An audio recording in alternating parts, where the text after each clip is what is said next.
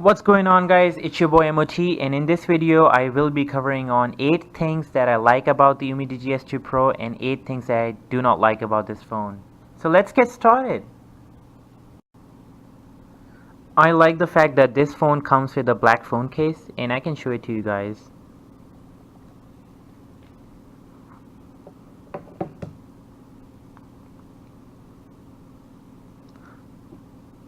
Previously, whichever China phone that I've ordered has come up with a transparent plastic case, and it looks very cheap on the phone, so I would prefer a black phone case like this one on any phone.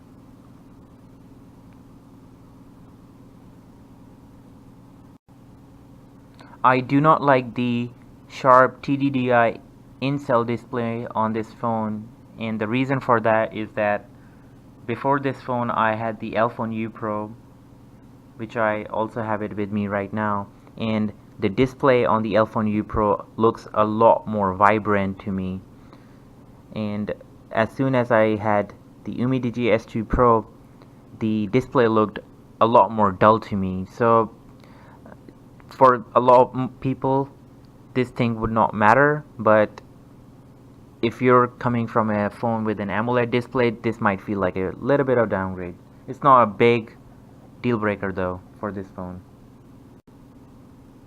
I like that this phone comes with a 5100 milliampere battery, and the average per complete charge for me so far has been 3 days 16 hours. My previous phone used to give me about 1 to 1.5 days, so this is a big improvement. If you guys are looking for a phone that would last at least 2 days, this is a good match for you guys. Now, while the battery life on this phone is very good, I've noticed that if I have the Bluetooth on, it would drain the battery a lot more faster. So I think there is still room for improvement in terms of how the system uses the battery on this phone. So for me, the GPS on this phone works very well. I get an accuracy of 4 right now, and usually on my other phone I get an average of 8. So that's very good as far as GPS is involved for this phone. I've not had any issues while using Google Maps as well. The phone does seem to have some kind of issue with default applications that come with it. For example, if I try to use dialer, it will show the error incallui keep stopping, and if I go in call settings, incallui keep stopping. So you are able to make calls, but if you try to receive calls, you might not be able to pick it because there is no notification on this phone because of this error. So the workaround for that is that you'll have to install another dialer app on your phone, and I am using Droop to resolve that issue.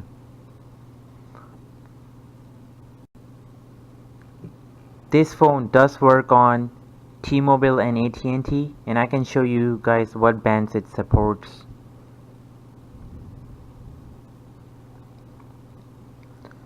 So in LTE mode, it will work on band 2, band 4, band 5, band 12, which you need for this phone to work on T-Mobile and AT&T. The UMIDIGI S2 Pro comes with Android version 7.0, and there isn't any kind of planned update to 8.0 as of now. Now, UMIDIGI just released this phone recently, so not having any kind of planned updates to the latest operating system is quite disappointing. 16 megapixel front camera on this phone takes really good pictures, and it does come with a flash as well. However, the rear cam on this phone performs poorly under low light conditions, and as you guys can see, the content is not really readable on the phone because I'm using the camera on the UMIDIGI S2 Pro, but if I use my Huawei's phone, I am able to read the content. So the software or something in the phone still needs improvement. Now this phone is priced at $300 in the market, and it comes with 6 GB RAM, 128 GB storage. To get a phone with similar specifications, you'll have to pay at least $200 to $300 more if you're getting a Samsung or a Sony phone. So the specifications of this phone come at a really good price point. I did not like that this phone came with adware installed on it. So what I had to do was I installed the Malware Bytes application, and what it does is that it can help you detect if you have any kind of malware, and it can remove it for you.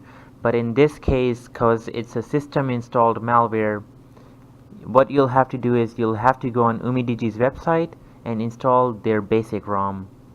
So the basic ROM will be the stock ROM, or what you can say is it will be the ROM without any kind of malware that UMIDIGI has on their factory installed ROM.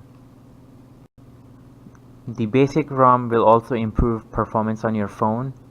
So in my case, I'm getting 72,000 on Antutu compared to mid 60,000 that usually people are getting on the factory installed ROM. I like that this phone is splashproof, meaning if you take it underwater accidentally, it will be working just fine once you take it out. That is an important feature these days. You don't want to be spending too much money and losing your phone if it gets wet, right? The last thing that I do not like about the UMIDIGI phone is that there seems to be missing features on this phone which you would expect for a phone this new. One of the examples that I can give you guys is that this phone does not have Wi-Fi calling on it. In case you live in areas where you do not get signals, sometimes you have to rely on Wi-Fi to make calls, and this phone does not have that feature. So if you guys find this video useful, please like and subscribe. Thank you for watching.